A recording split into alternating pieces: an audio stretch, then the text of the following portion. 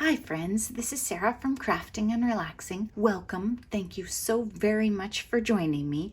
This is updates. I do one every weekend, sometimes live. Today there's just too much going on, so it won't be live, but I thought I'd get it done and out there and ready to go. First of all, I went on an outing to Whimzee's in Beaverton, Oregon, and Whimzee's is Whimzee.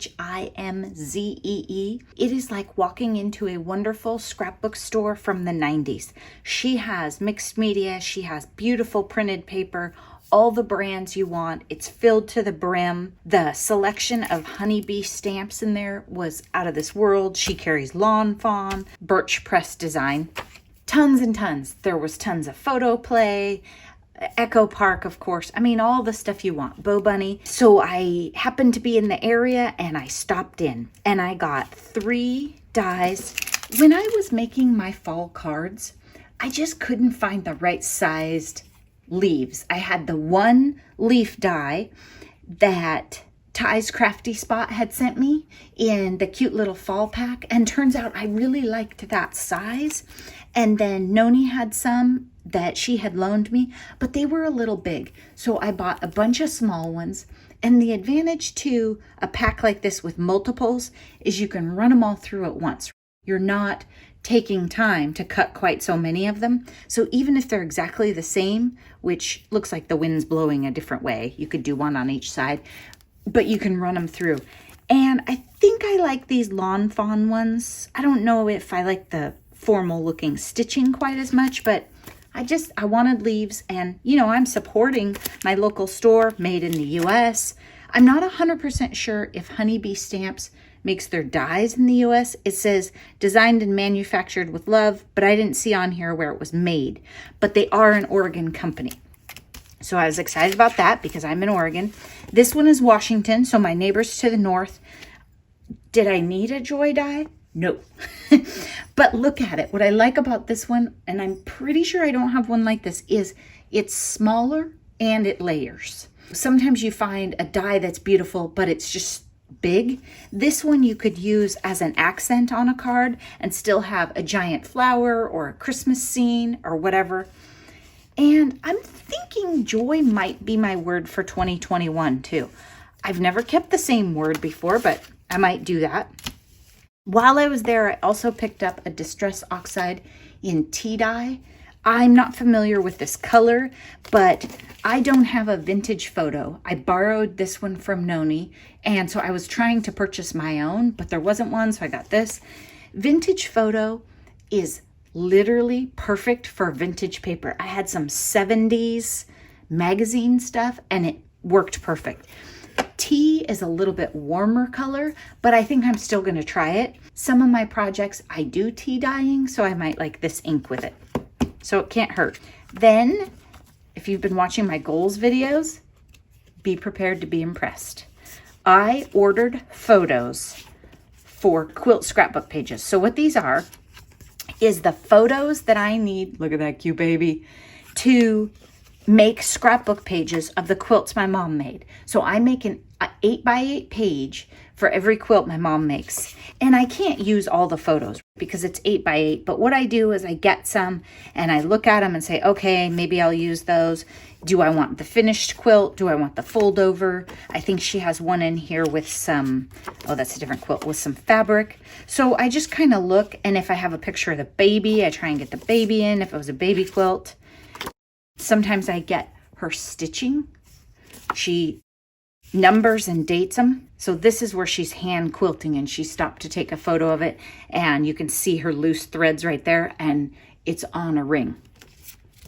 Same here. She's hand quilting it on a ring, and then there's a finished. So it's kind of neat because like there's my mom's wood stove in the background, different stuff. The pages turn out different. I'm making progress. And then look, while I was ordering these, I came across these. This was one of the days where Pooh took all the dirt out of the flower bed and then slept under the rosemary. This is like one of her favorite flower beds in the yard.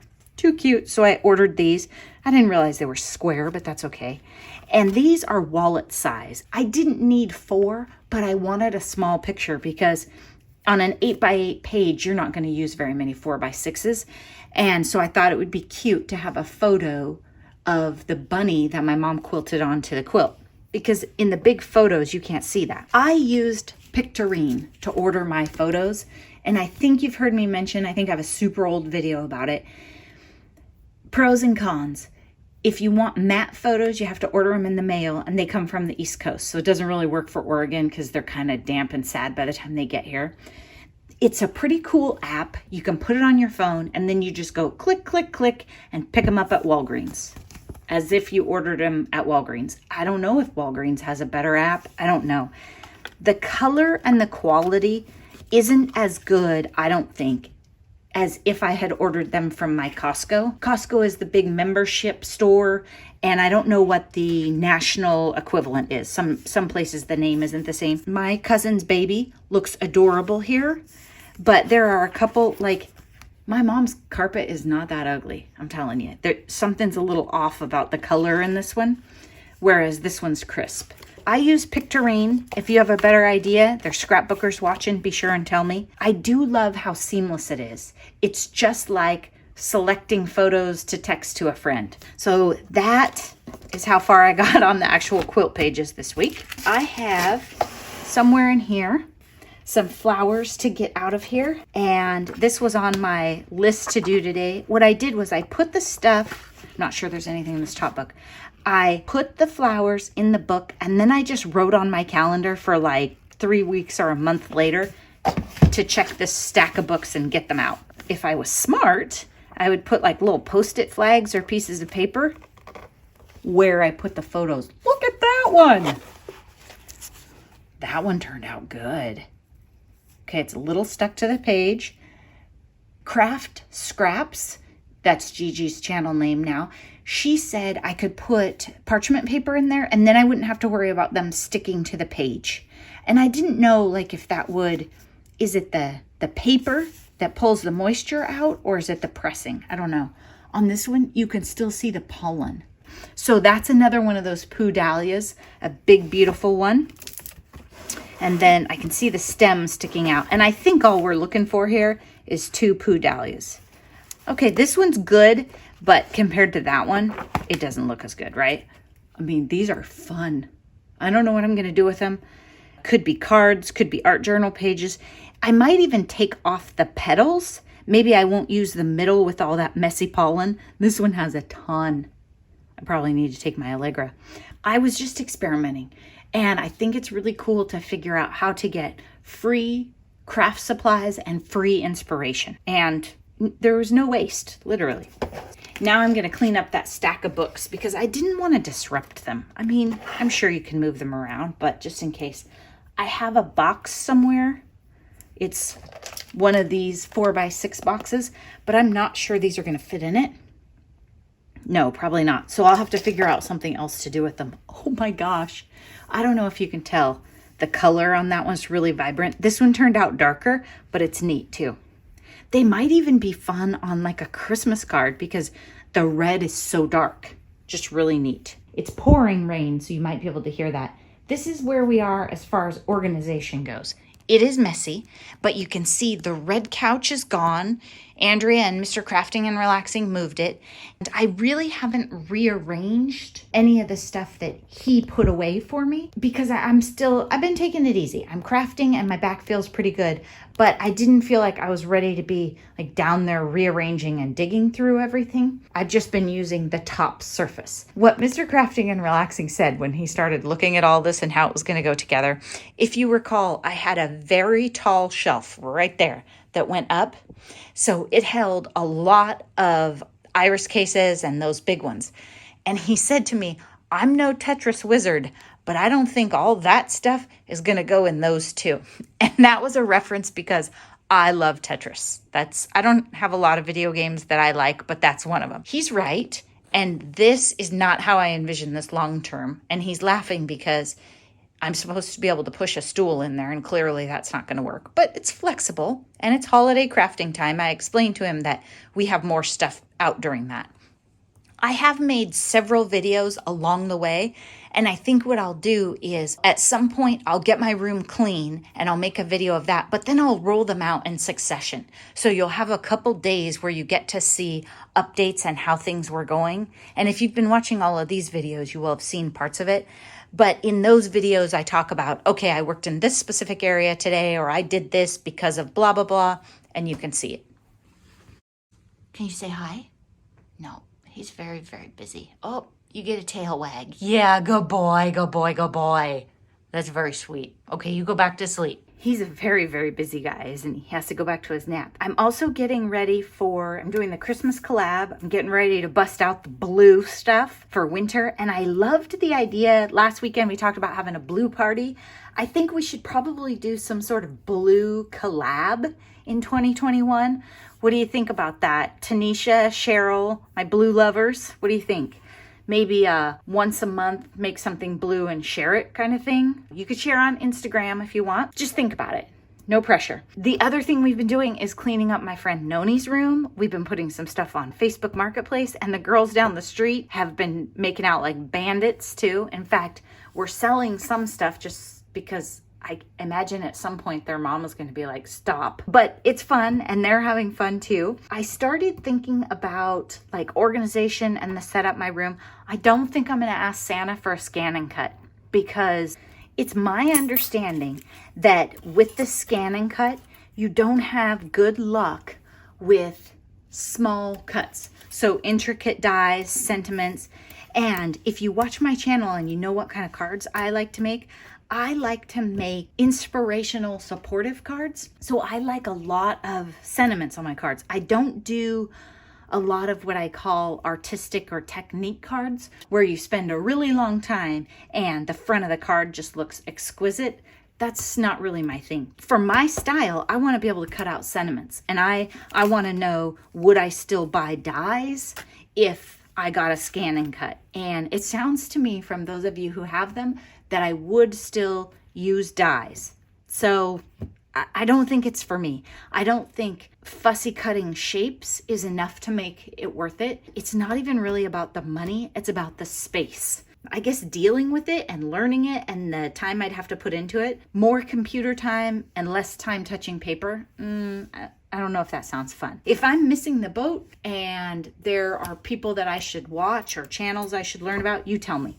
One other thing I need to know while we're talking about electronic devices is somebody commented on my channel, and I think her name is Adriana. My apologies if it's Adriana. What printers do you guys use for 110 pound cardstock? Do you have a printer that you can run that through? Or are you capping it off at like 80 pound? I don't even have a printer. It's not really something I do, which maybe that's why I should have a scan and cut. Can you leave a comment down below about printer ideas, make and model that you think would be good, or types of printers that would work for 110? Because 110 pound isn't gonna come out and curl very well. It might have to be something that has a pretty rounded thing, you know, so it's not crimping and jamming up in there. The other thing I'm working on, loosely, I can find stuff because Eileen said stack them all up. This is a journal I started. It doesn't matter. You guys probably know better than I do. And I started layering blue items in it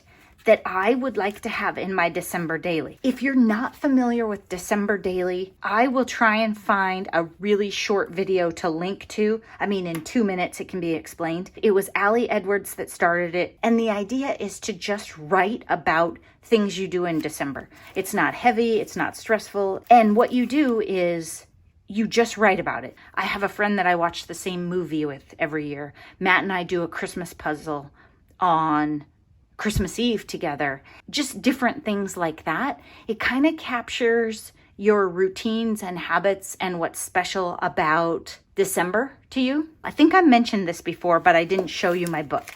So I've been working on it.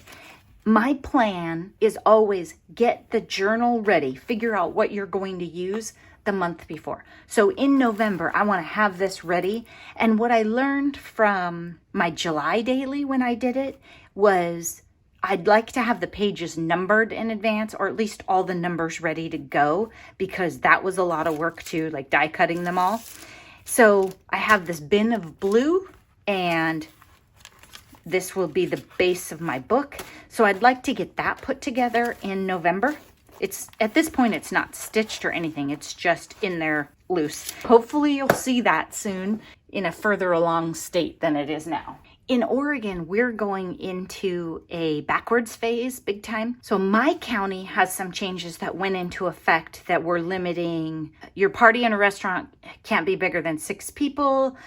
Some different rules went into effect in my county for the next 2 weeks. But then starting on Wednesday, our entire state got even tighter. So our restaurants will be completely closed. They will only have takeout and drive-through. Gyms are closing again, all sorts of, sporting, entertainment, that kind of stuff. Gatherings aren't supposed to be more than 6 people. Like if you don't already live together, you're supposed to essentially pick one family to mingle with, and then that's it. If your kids have one BFF, then that is the family you mingle with, and that's it. And if you have multiple kids and families, well, then you have a problem. So then that goes on for 2 weeks. So Thanksgiving plans are being canceled right and left. I don't know what December looks like yet for us because in my county, we're not likely to get released out of that after 2 weeks. I think either way, this is a year that I want to do December daily, kind of for the same reason that Melody Made It and I did July daily. We wanted to document this. Whether it's cheerful, whether it's normal, I don't know. Maybe December isn't pretty. But I think I want to remember this crazy time. If nothing else, other Decembers I can read it and it will make me super grateful. So check out the link below, see if you want to do December daily. And if you do, pick something. It can be a notebook from the Dollar Tree. It could be one of these. I've got videos, right? You could make one of these. It could be a spiral notebook that you find in a cupboard. You could take a book like this, cover it in Christmas paper, chop out a bunch of pages so there's more room to work in it, and then December daily right over the top of that.